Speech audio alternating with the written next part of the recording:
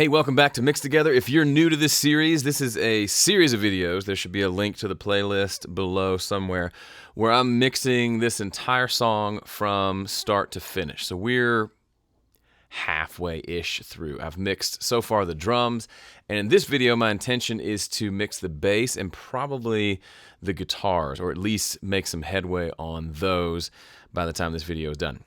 Real quickly, let me give you a kind of a quick reminder of where we are in the song. We finished the drum mix for now. I'm sure we'll revisit something, but let's see how it sounds.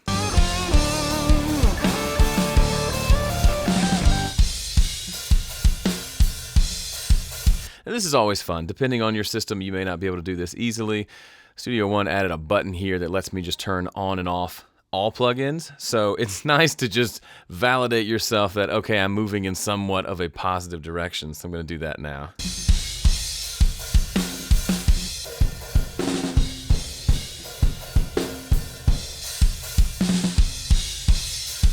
So we've added some clarity, some snap, some punch, and even a little bit of brightness to it. All well and good. That's not the most helpful thing in the world, but it's handy when you're having moments of doubting everything you do. You can turn all the plugins off and realize, oh, it was worse before. And if you do that and you realize it sounded better before, that's painful information, but it's still good information, right? By the way, if you haven't already, you can have these tracks for free. Just go to homestudiocorner.com/MT for Mix Together. That's a place for you to enter your email address. You'll get these exact tracks that I have in front of me, and you can mix this sucker right along with me. Okay, so let's just stick around here. We're in the guitar solo section. Let me come over here to that final chorus. And let's just get bass rocking. I really want drums and bass. I will spend probably more time on them as a whole and maybe vocals than anything else because they really just lay the foundation of this. If you feel like you're wasting time on drums and bass early in the mix, it's the kind of investment that will pay off. You don't have to do nearly as much work on electrics if you got drums and bass rocking. So let's pull the bass in and see how it sounds.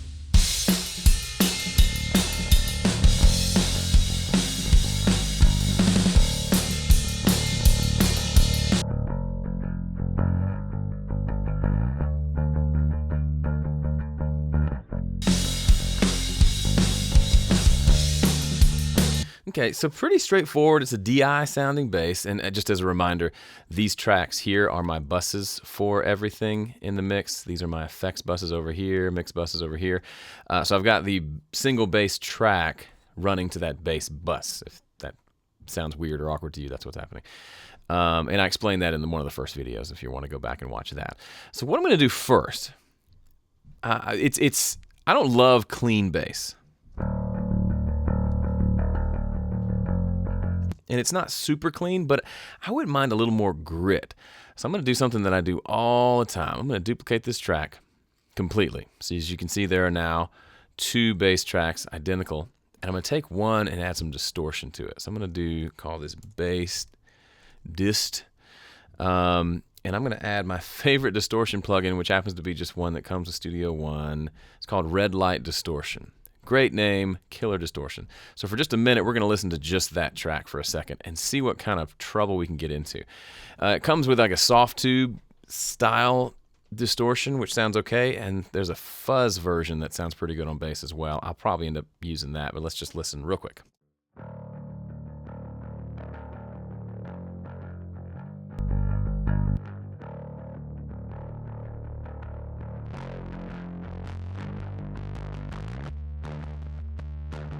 Okay, that's kind of fun. Let's just see what the fuzz, it actually sounded kind of fuzzy there already. Let's see what fuzz sounds like.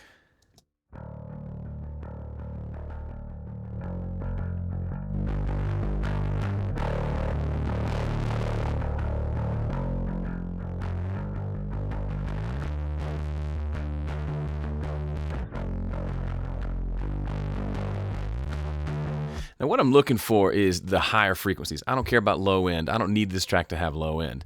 But I'm not going to roll off the low end here because that turns off how much low end's going into the distortion, that's part of what makes it sound cool is there's so much bass going in. That real kind of fuzziness comes from having all that bass being distorted at a crazy, ridiculous level. Then, so here's what I'm going to do next. I've got a distortion that I like, especially in the high end. I'm going to put an EQ after the distortion, and then roll off the low end on that. So now all the low end is hitting the distortion, then I can get rid of it once we've got that cool effect.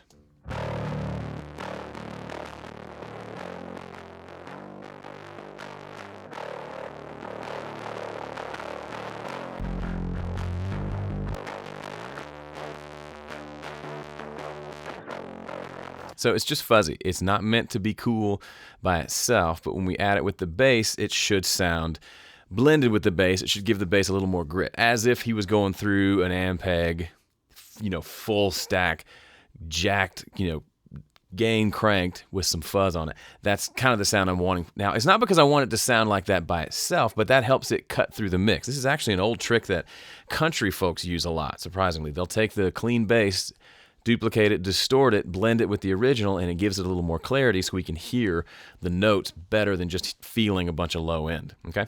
But one thing that can happen is, and I find this happens a lot with distortion like this, is oftentimes when I blend them together, I lose the low end.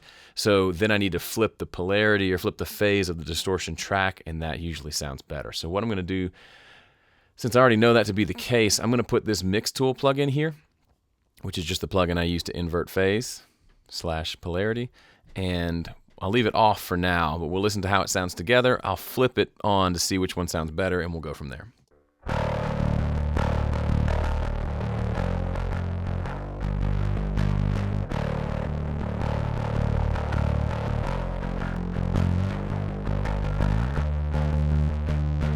It's a little more full when I flip it. I found that to be the case almost 100% of the time with this specific distortion. For whatever reason, it tends to flip the phase. So keep that in mind. If you're duplicating things, it then behaves a lot like drums, where you have multiple mics on the same drum kit.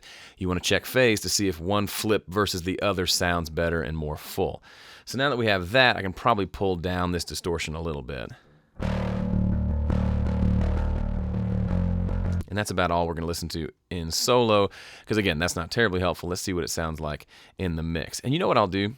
I'll pull the fuzz all the way down, and then I'll increase it while listening to the drums, and you can hear, you don't necessarily hear the coming back in. You don't think, oh, that bass is fuzzy. You just can hear the bass a little more clearly. Does that make sense? Here we go.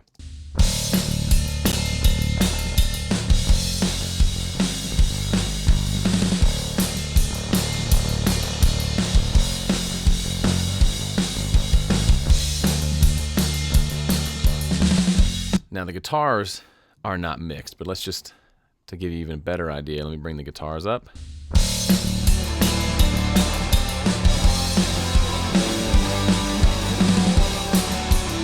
Now when I bring that bass distortion up, you'll hear it'll cut through the guitars a little bit better.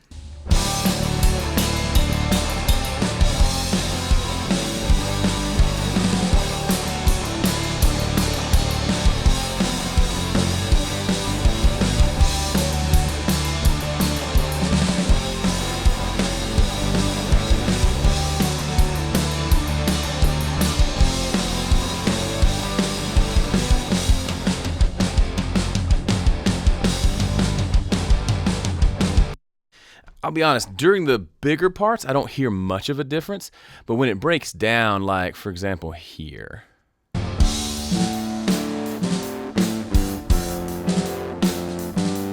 No, I don't like it there. I thought I liked it on the... See, this may be an example where we try something and we realize it doesn't work well.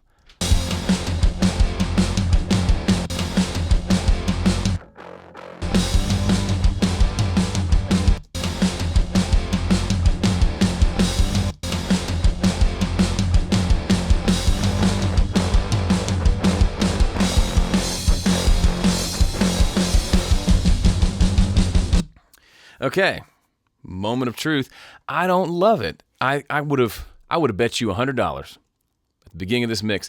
I would have loved running a double, just super distorted, fuzzy bass track against these drums, but I don't feel like it did much for me. And then, if you recall, we haven't really listened to much of the other of the songs. We've been focused on this final chorus, but during the verses, we don't have big electrics, and that distorted bass just sounds ridiculous. It's just stupid. And in the choruses,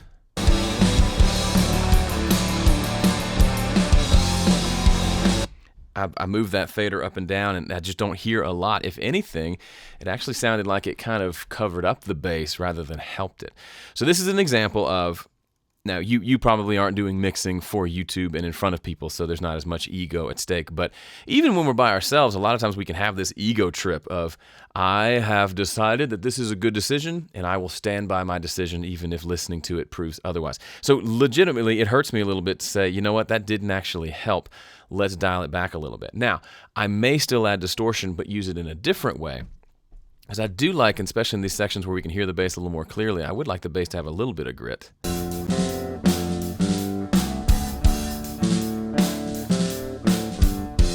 But not in the way that we did it. So deleting that track, giving the ego a little kick, and I'm going to do something different. How do I want to approach this? Actually, let's duplicate it again.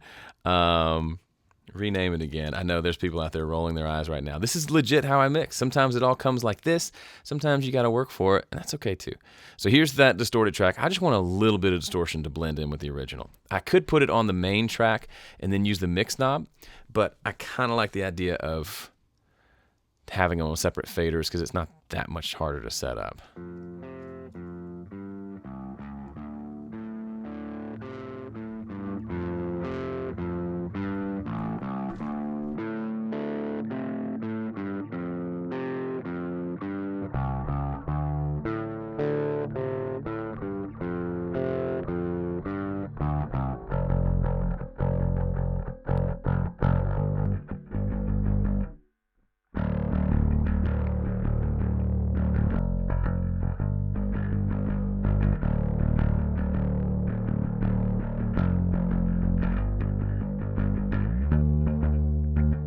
I like that. Bass is a little out of tune there, but that's okay. This is rock and roll. And now I'll roll off not quite as aggressively the low end on this one.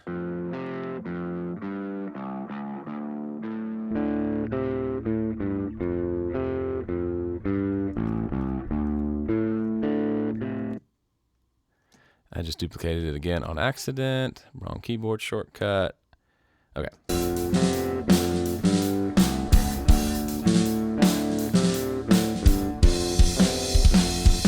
So that's cool what it needed. In the big heavy stuff, I think the low end is fine. Doesn't really need the distortion. But in this part where we've got acoustic guitars, we can't even hear those, but like clean electrics and clean acoustics, it'd be nice if the bass had a little more grit, and it does.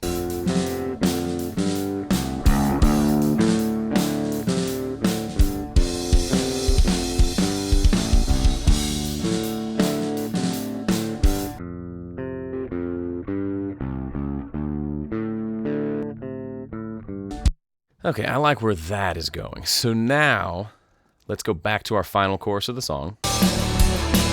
And let's make sure, let's get our bass tone here, and then we'll go back and later make sure the bass is working during the verses and things like that. I still believe we need to get the bass tone there. So what I'm going to do now, I've treated these as individual tracks. Like, for example, I recorded DI and then ran him through an amp during the tracking session. And these are those tracks. I still like to process them at this point together through the bass bus, which I have here. So that's got kind of a LA2A compressor here turned off, and then standard like Neve EQ. Let's see what we got.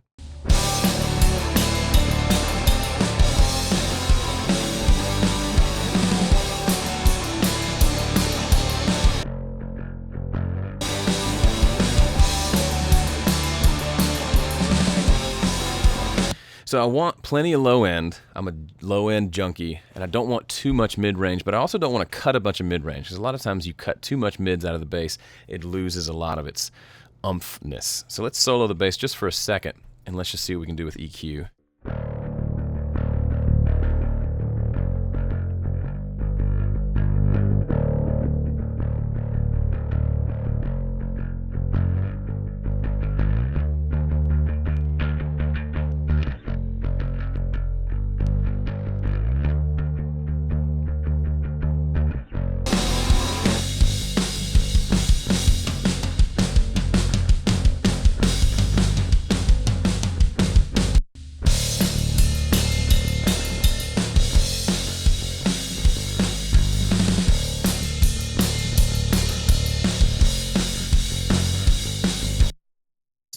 pretty big boost, everything below 220 and a little bit of cut at 360. It's got a lot of, the 220 catches a lot of that mid-range, makes it just feel full and big and some extra low end.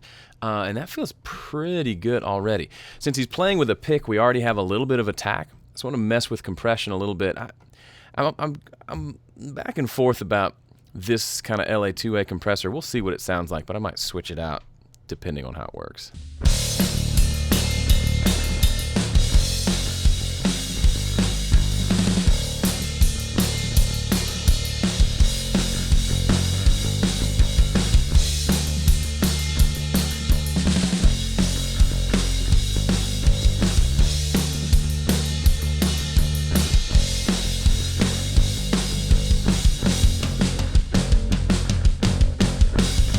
Actually sounds really good to me. It's not a huge thing. If you didn't hear that, totally fine. Maybe rewind it. In YouTube, you can hit the left arrow key on your keyboard and it'll jump it back, I think, 15-30 seconds. A little tip for you. And just listen to that a couple of times. I'll do it again here in solo, just turn it on and off. Basically, I just want the bass to feel right up there. So I don't want it to come in and out. I don't want to hear it on some notes and then have it disappear on others. And a lot of times compression can do that. So the LA2A is a kind of a smoothish compressor, but it lets go of the compression somewhat quickly. Honestly, I can't remember if it has a faster release or not, but it's kind of program dependent, and it seems to be letting the bass go in the kind of way that allows me to hear the first parts of the notes, but then doesn't let the other ones stay drowned. So it kind of does that, turning the high notes down, turning the low notes up a little bit. Loud notes are down, low notes are louder, and a little more consistent, which just gives it that feel of sitting on top of the mix every note. So sitting right there with the kick drum, as opposed to kind of jumping in and out like it was before. So here it is without compression, soloed, so you can hear it, and then I'll click on the compressor.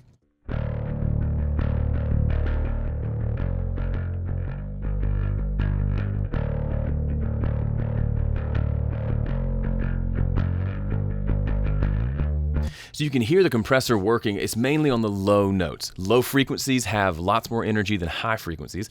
So there, in a situation like this, it's those lows that are really driving this compressor. So every time he goes dow do do do do dow do do do do dow, you can see the needle jumping with that big low note. But then it comes back relatively quickly to allow some of the other notes to come through. But then when he digs in a little bit louder, those dig in notes get turned down. We're turning the overall volume of the bass up a little bit, which means those dig in notes are now more comparable in level to the quieter notes. So he's playing with a pick, down, up, down, up, down, up. So he's playing a rhythm with that, which is cool, which means some notes are louder than others. Totally fine. That's exactly how he should be playing on a song like this. But that can get lost in the mix. Let's listen with the drums and listen to how you mostly just hear the bass going dum, dum, dum, versus hearing dungan, dungan, dungan, dungum, all the notes. And the compression will allow us to do that a little bit. So I'll start without compression, then I'll turn it on.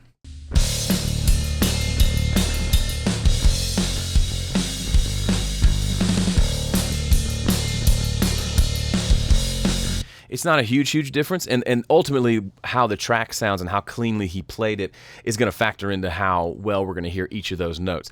I'm not so concerned about hearing every single note as I am about just getting more of that bass part audible so we can hear it over the drums, because then once the guitars are there, it'll be even harder to hear it. I want a consistent sound, and I feel like we got that there.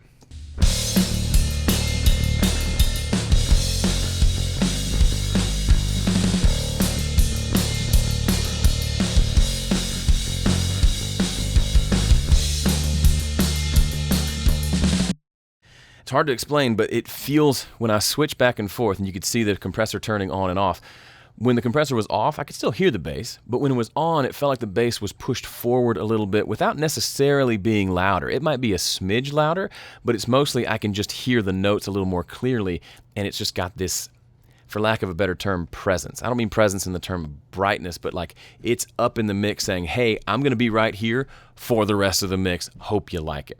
And a part of what lets us do that is having that distortion on the track as well. That gives our ears something to grab onto, because the low frequencies are a little bit loose. Those tighter, fuzzy frequencies allow us to hear the bass a little more clearly, which is part of why I did that. And going into the compressor, that just behaves even better, having some distortion in there to go in with the compression that's happening. Super fun. So here is our drum and bass mix so far.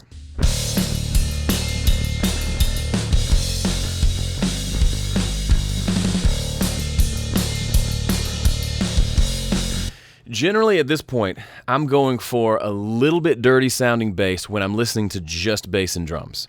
Once the guitars come in, we're not going to necessarily hear the dirtiness of the bass. We're just going to hear the bass itself, and it's going to be nice and over the guitars. And once we do EQ on the guitars, it'll make that even better. But for now, I'm okay with the bass sounding a little dirty, a little gritty when it's just drums and bass. Let's go back over here to this section.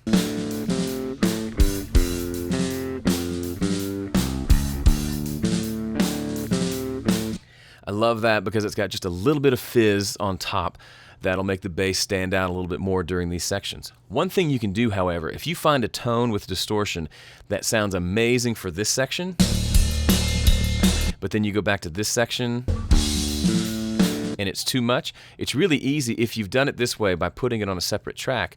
You could just come in and take the bass during that track part and mute it. So now we're just to the dry, clean bass. I happen to like the sound of the distortion there. Just a little fizzle up there that works really well. But that's an easy way without having to automate plugins or even do any automation. Just mute out the sections you don't need. It's as quick as going like this and hitting delete. Boink, now it's gone. I don't think that's necessary now. I could certainly change my mind later, but I'm feeling pretty good about this drum bass tone.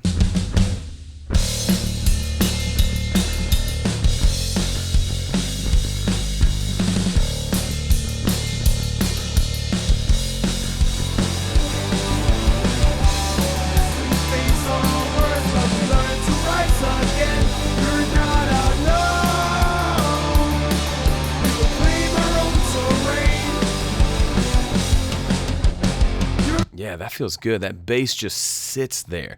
I remember when we first started dueling mixes, Graham Cochran and I, it was in 2013, I think. The first year or so, I just kind of, every mix that Graham would do, I would be just a little in awe of his bass tone. My bass would kind of sit in the mid-range and would kind of play second fiddle to the kick drum. So the kick would be boom, and then the bass would be kind of after that. And it wouldn't be nearly as deep or have as much low end as the kick. And it was fine, but I always felt like Graham's bass tone had this big, huge low end to it that almost felt like a hug that was kind of playing in tandem with the kick. It was like the kick drum started the low end, and then the bass held it out. And they were more like one instrument as opposed to trying to separate them. That's why when people ask, how do I separate kick and bass? How do I get separation? Do I boost the 80 hertz on one and then cut 80 hertz on the other? And I never think of it that way because I'm not trying to separate them. I'm actually trying to get them to play nicely together, to actually complete one another, complement one another versus compete with one another. So that's why when you hear the kick drum here, big boom, boom, boom.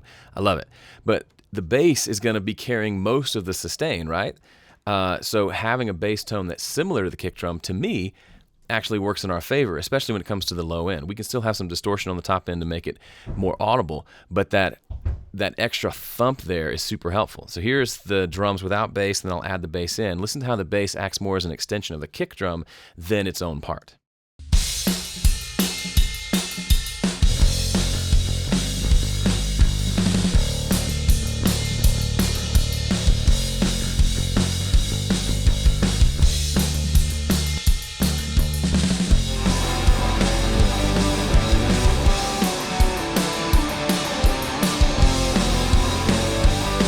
So one of the easiest ways to hear that is to do what I just did. Bring the guitars back in, mute the bass out, and listen to what disappears. Your kick drum will sound smaller because there's no bass there. That's not a bad thing. I think that's a good thing.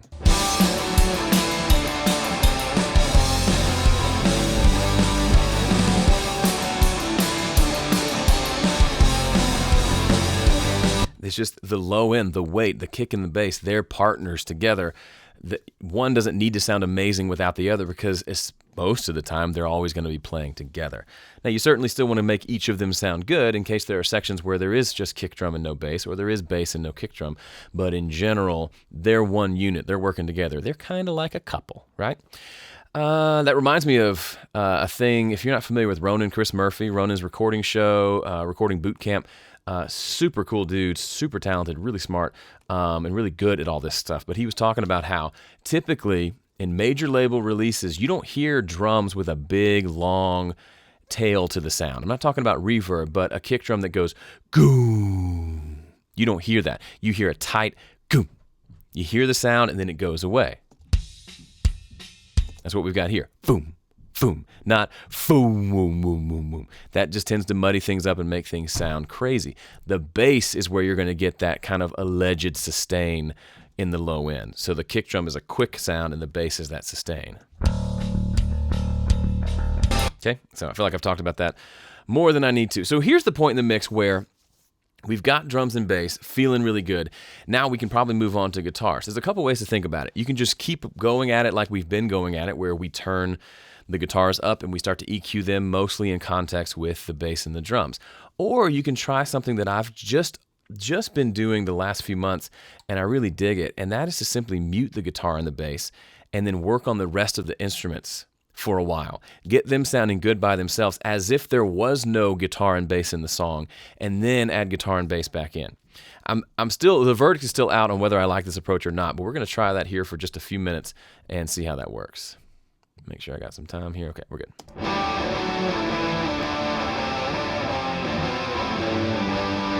So I know in general I don't need a lot of low end in the guitars. So on my guitar bus, I'm going to go ahead and roll off 90 hertz or so and below.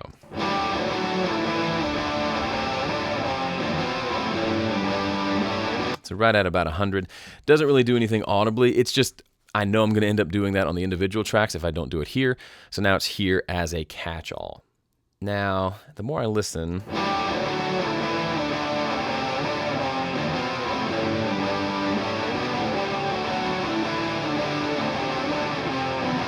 I'm going to do something here. It doesn't make a lot of sense, but I'm going to do it anyway. I'm going to EQ the guitar bus a little bit before I go EQ the individual tracks. I know there's, I think, 6 electric guitars playing. They're each different tones, and I'm going to probably EQ each of them differently to make them go nicely together. But I think overall, I want to get a general tone feel here at the bus before I start messing with the individual tracks.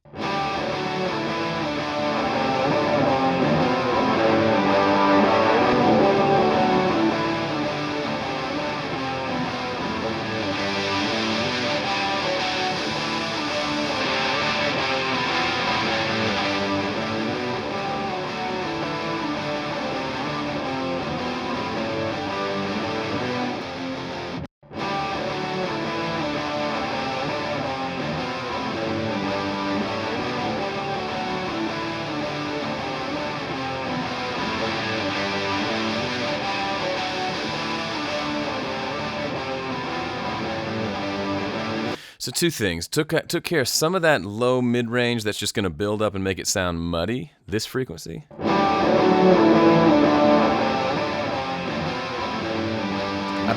I don't want to take away the fullness. That's one mistake a lot of people make. They roll off too much low end in the guitars to where they're thin and sound like bees, and then there's the big low end in the bass, and there's nothing kind of in this mid-range. Don't get rid of the mid-range. Just don't let it build up too much. So just a little cut here. I don't think we need to cut anything in the low stuff. We can always come boost that if we want a little more thickness later on. I'm okay with that. The other part that bothered me a little bit was it's a lot of kind of, when you have a bunch of distorted guitars, they can add up a lot of kind of fizz in the top end, kind of a white noise sort of sound. And I was hearing that mostly up at like 7K here. Now, that's where a lot of the clarity is going to come through, so I don't want to get rid of it, but it does, when I listen to just the track by itself, it does sound like there's a little too much of that energy happening.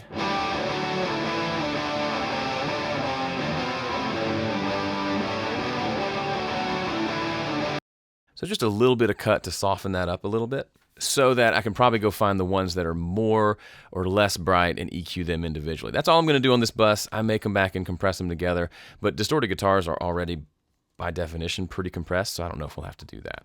So now let's just go to the individual guitars themselves and see what we got. We got guitar 1 and 3. Okay, those are kind of the smiley face EQ. Not a lot of mid-range, a lot of highs and high mids, and a decent amount of lows.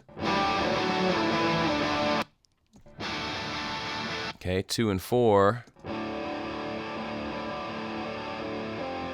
There are darker ones that we're going to have to kind of blend together. I like that we have those options. And then what do we got? Lead guitars 1 and 2. Are they 2 takes? I can't remember. I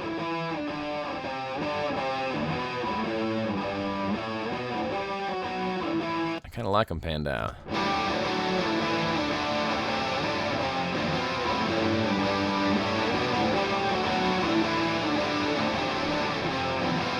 Yeah, as much as I don't want to do everything hard left and right, I kind of like those out to the side more than I thought I would. So let's let me add a bus for these, and we'll call this riff. So the essentially three guitar parts we have are this one, this one, this one. So let's start with the riff. Let's get the riff sounding good, because that's kind of the hook. That's one of the most, if I had to pick the most important guitar part right in this section, I'd say it's the riff. So let's start there.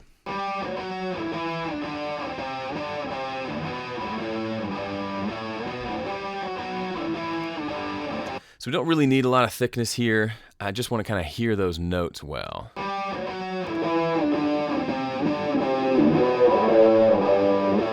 So that kind of mid-range area is not really helping us.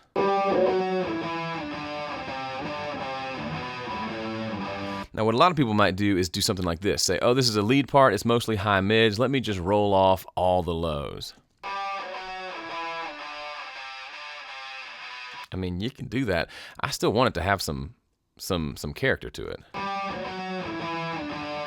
So that low chunka chunka that's coming through, that's actually part of a tone that I think I want to be there.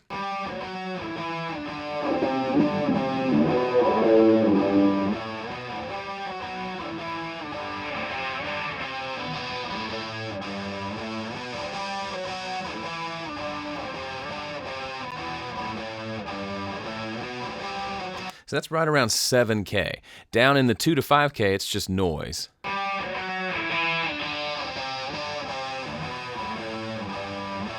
But there's kind of a crispiness up at 7K, which is the same frequency we cut earlier, but we're going to boost it here because these need to be heard over everything else. Okay, that feels pretty good. Let's add in the other brighter guitars, these guys, because they're kind of occupying the same sort of a tone. So let's bring another EQ over here. And I'm just using stock EQs because I'm mainly just trying to carve some stuff out here.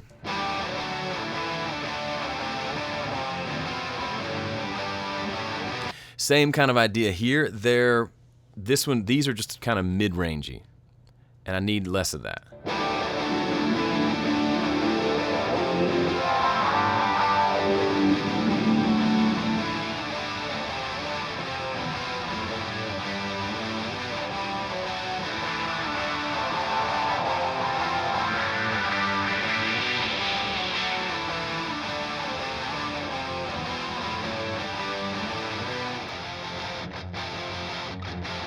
I think these are just really quiet. I took a lot of them down when I EQ'd that mid-range. Let me turn them up a little bit.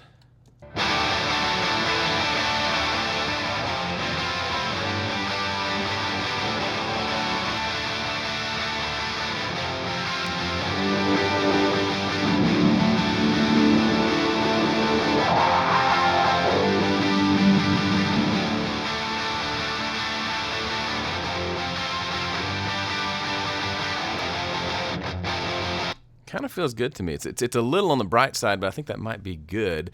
Combine it with the riff.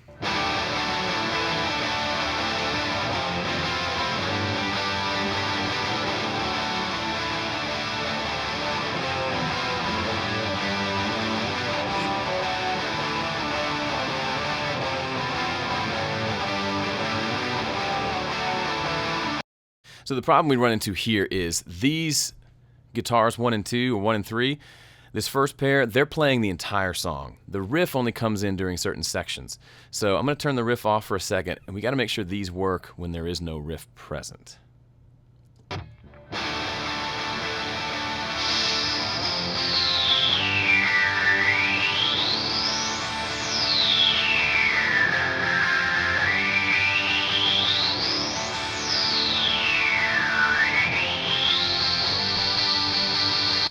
That seems to be the most annoying there, up around 4.5K. Let's bring that down just a little bit.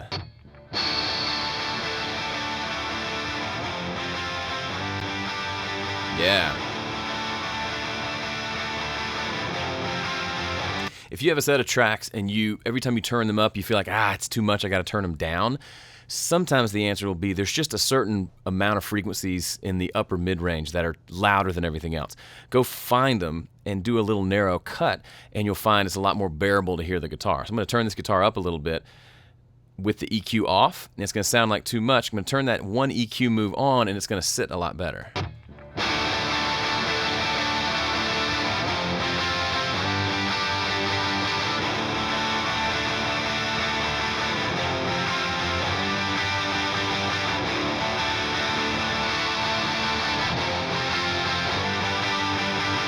Now, how do you hear for that? I don't know.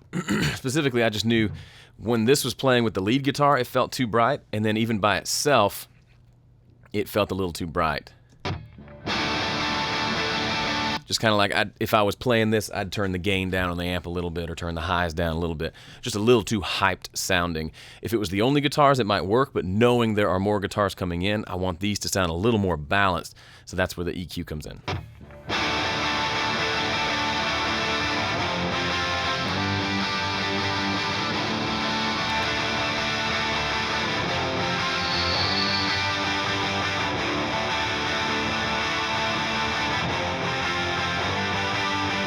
The goal is to take care of any excessive brightness without making the guitar sound dull. And I think we landed there here. I wouldn't be surprised if we come back and work on this a little bit more. But now let's add in the second rhythm guitar.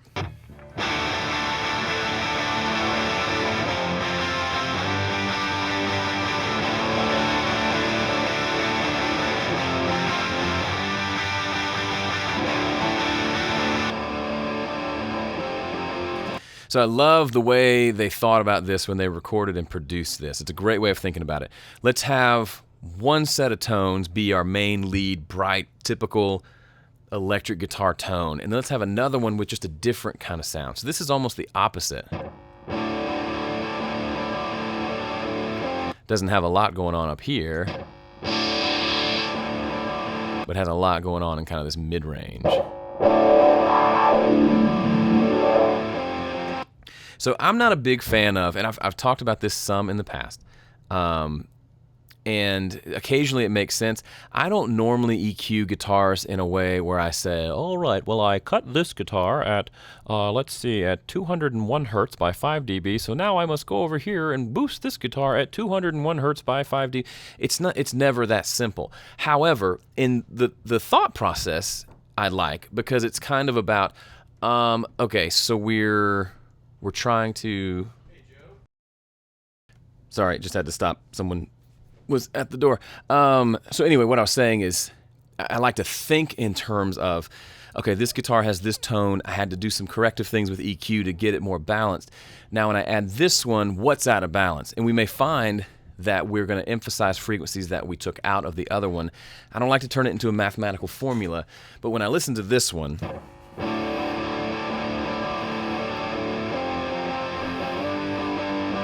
it's got a much darker, rolled off kind of sound to it, right? And so I like that. I want to use that to give this guitar a lot more fullness.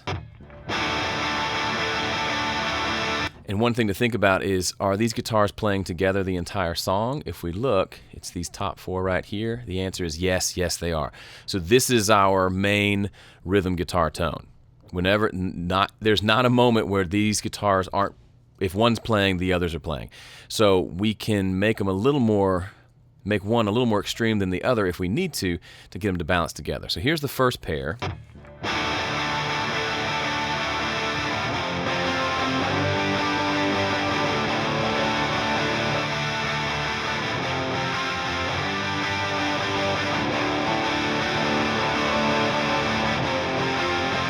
Man, I really like it when I crank these second guitars into the first one.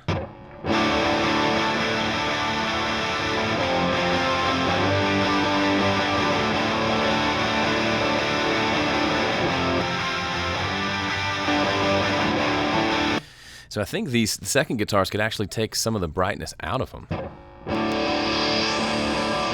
Let's do it this way, kind of like the roll off on a guitar where you're just rolling off high frequencies. Let's try that one.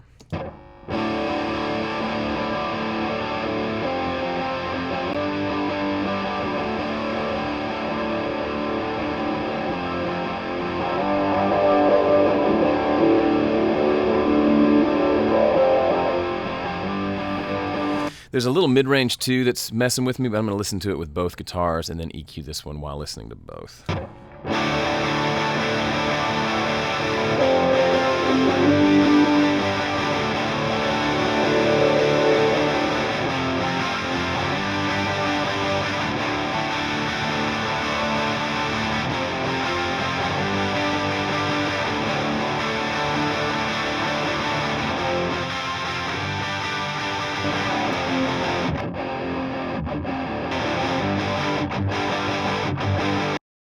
One thing we can also try, we haven't done yet, is just real quick, see if they're out of phase or not.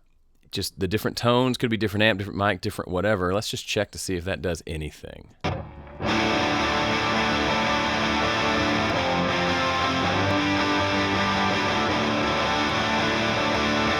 No, it doesn't.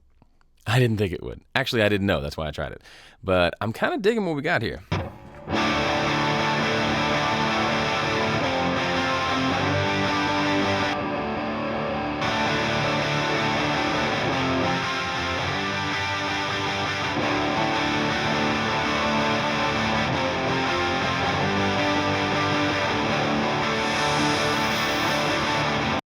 So this higher guitar still has a lot of high frequency stuff. I'm going to take a low pass filter and roll off a little more high end there and see if we can get it to feel better while listening to both.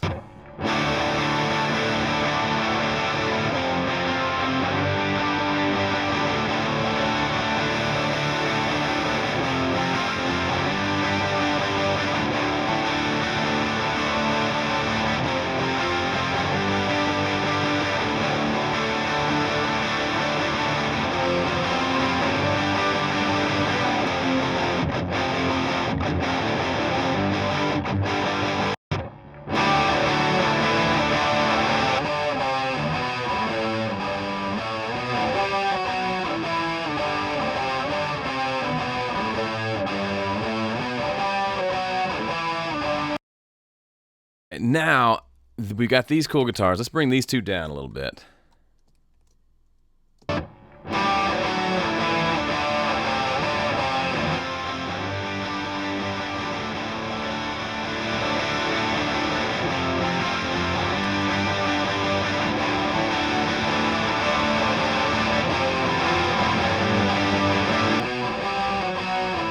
So that part's getting lost. Part of it's EQ, a part of it I wonder if I could just slam that sucker with a compressor. Let me undo that. Let me put a fat channel after the EQ that we've done. Let me put it first. First in the chain, and let's just like 1176 this sucker. All buttons in. Let's just see what happens.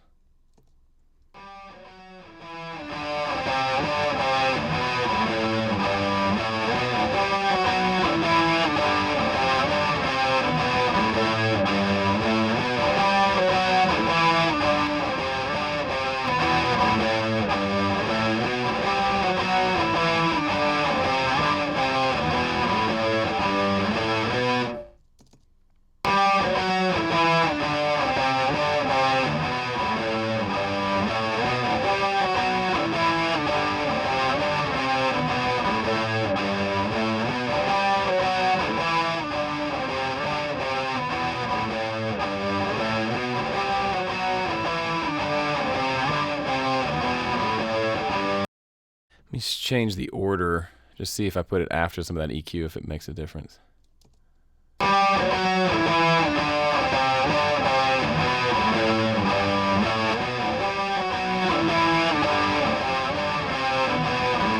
Yes, it did. I like it better with some of that EQ in front of it. So let's see if that just sits better with the other guitars now.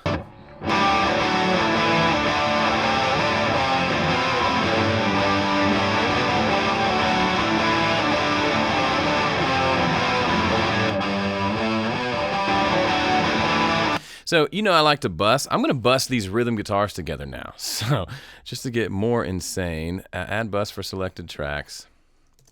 Rhythm. So we've got 4 rhythm guitar tracks. These 2 are routed to this bus. These 2 are routed to this bus. And then these 2 buses are routed here. So now I can EQ them all together as a whole guitar part. Really makes my brain happy to be able to do something like that. So I'm going to switch EQs here just for fun and go to this one. I don't think I'm going to compress these. Just going to EQ. And now I'm going to EQ these while listening to the solo. The solo is good. It's bright. It's clear. I like that tone. I really do like that tone. That compression worked really well on it. Now I need to make these guitars fit with that. They're still a little cloudy, a little muddy overall. I'm going to EQ the overall guitar tone now that we've kind of balanced them together, see what we can come up with.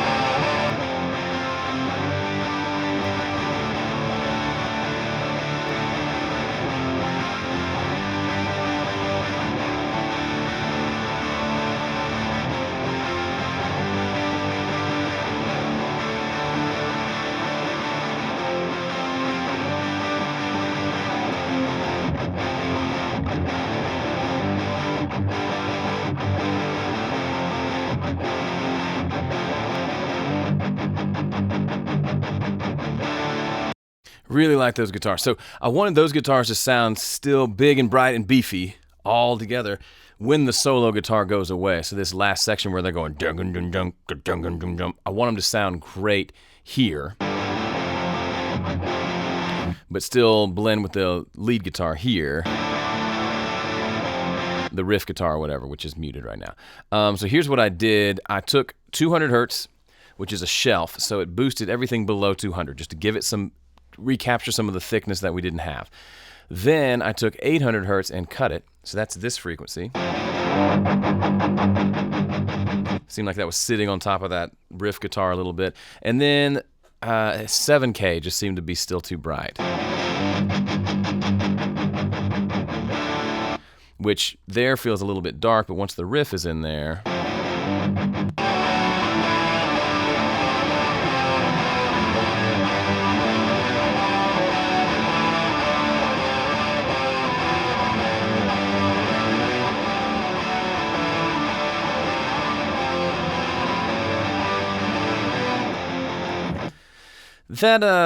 the riff guitar might still be a little bit bright. I'm going to leave it for now, just because I'm not sure, and I'd rather just move on and come back and see if it bothers me later. Let's see other sections of guitars.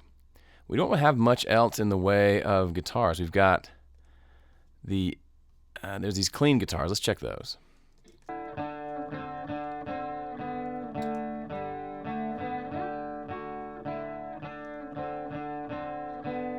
One thing I like to do with clean electric guitars is to do some compression on them. I don't love compressing guitars oftentimes, whether it's acoustic or electric. But on these I do. So I'm going to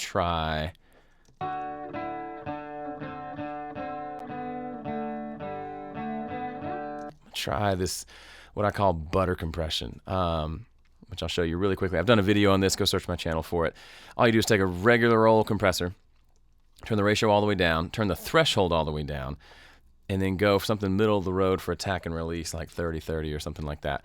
And then as it plays, just slowly turn the ratio up to something like 1.1 or 1.2 to 1. It'll be compressing quite a bit because it's compressing whenever there's any signal present, but it's a very smooth sounding compressor.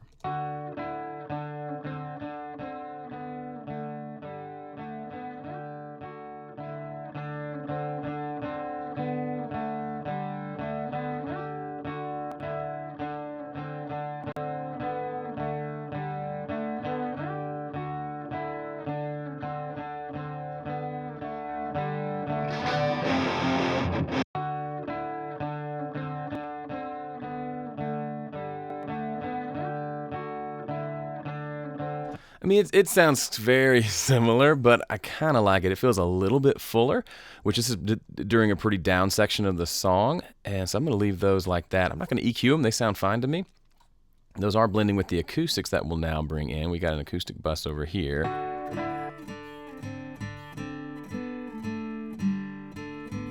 Okay, the acoustic doesn't need to have any low end in a song like this. So we're going to roll off the low end here.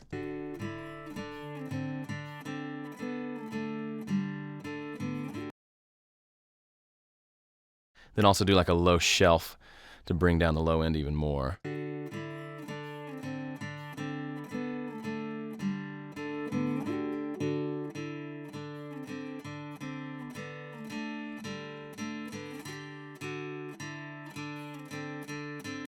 Just need them to be nice and kind of tickly on the ears. Could also do the butter compression on those as well. I don't think it needs it.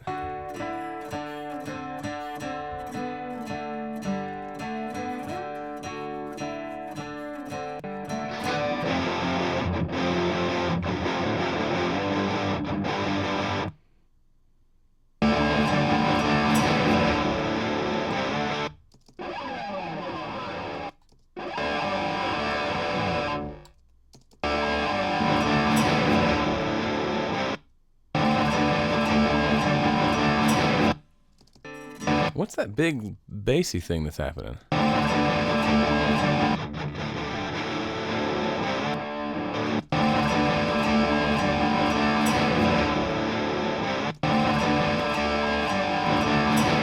Okay, that's a really annoying frequency. This is why we check in other sections of the song. So our rhythm guitars have a really kind of thing happening. It's supposed to be do, but all I'm hearing is hoo. So I need a more of a standard EQ to fix that problem. You can see it on the EQ. Let's cut that sucker.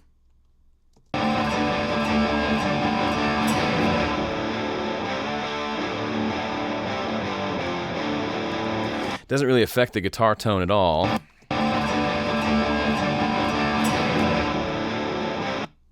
me go back a little bit.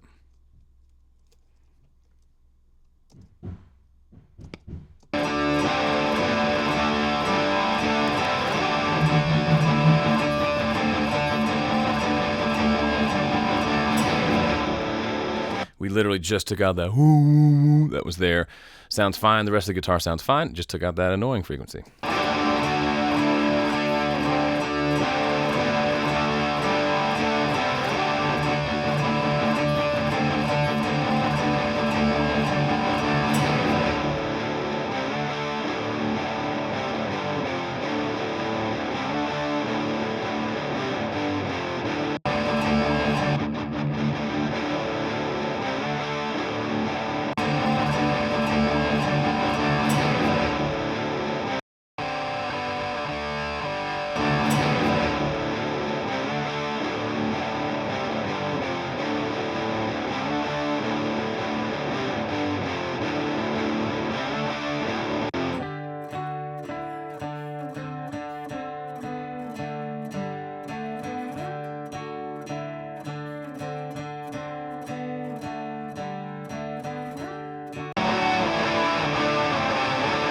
Cool, I feel good about that. Overall, I think the guitars could use just a little more beef to them.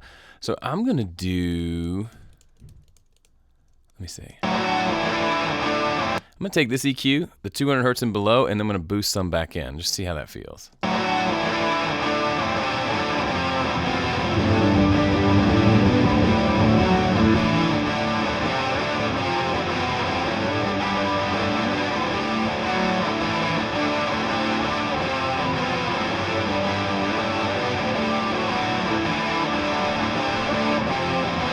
Still feels a little bit bright. Let me just mute out tracks and see if there's one particular group that makes the problem worse.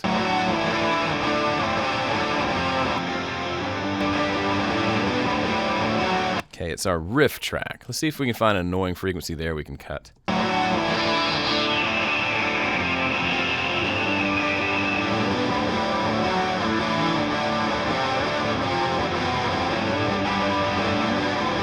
Okay, that's super cool. Listen to the whole track's playing. Listen to the riff guitar and listen for this sound.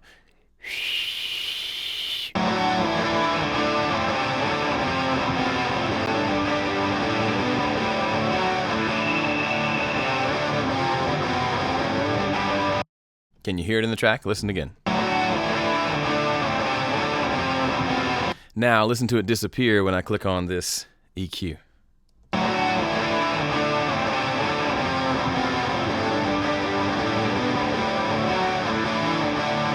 Man, I love this stuff. I love fancy analog EQs, but a fancy analog EQ cannot do that. So don't throw away your stock plugins, kids.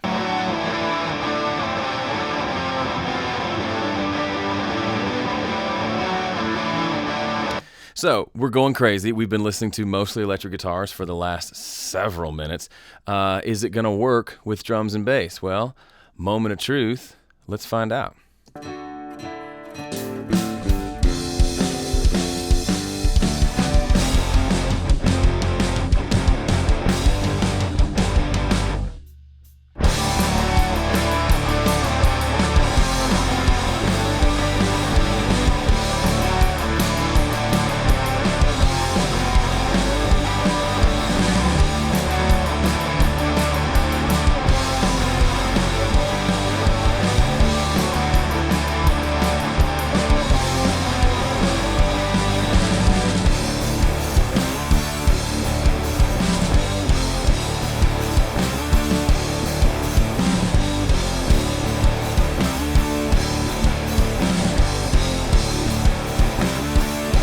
So this part, even though it's a darker section, down, down, down, I think the guitars could be a little bit brighter overall. I'm going to try boosting them here on the guitar bus and see if that does it.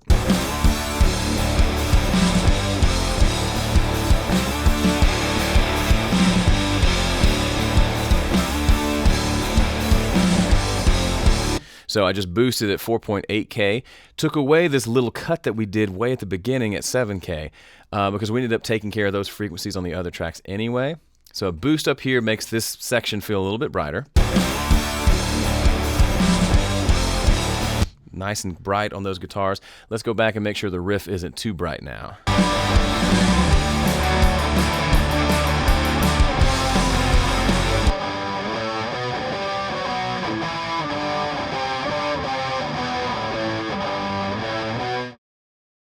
I'd say it's a little too bright and a little too loud, so I turned the EQ down a little bit, turned it down a little bit.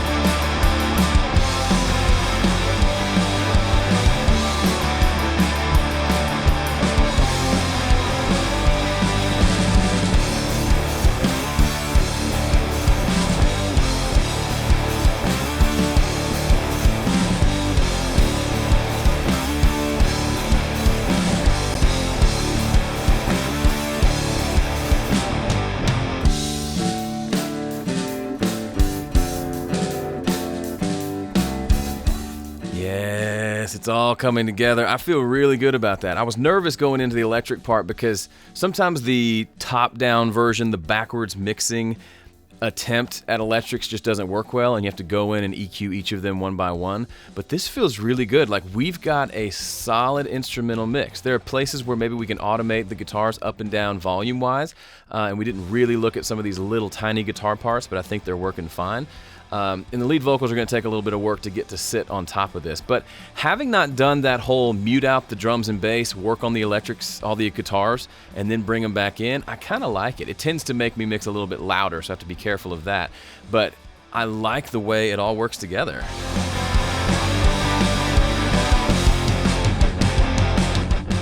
It really allowed us to get a nice full-sounding guitar part that's not too full, that doesn't interfere with the drums and bass. And we haven't mixed that lead guitar, I just realized, but we'll do that in the next video. But we've got a guitar part that stands on its own by itself, working really well. Add drums and bass, and it just feels stellar. Super happy with the way this is going. If you're just joining me, or you've been just watching the videos and you're finally ready to dive in and download these tracks, mix them for yourself, go to homestudiocorner.com/MT. You can get the tracks 100% for free. Download them to your inbox. That'll get you signed up to my email newsletter as well, and you'll be able to mix these songs right along with me. Till the next time, see ya.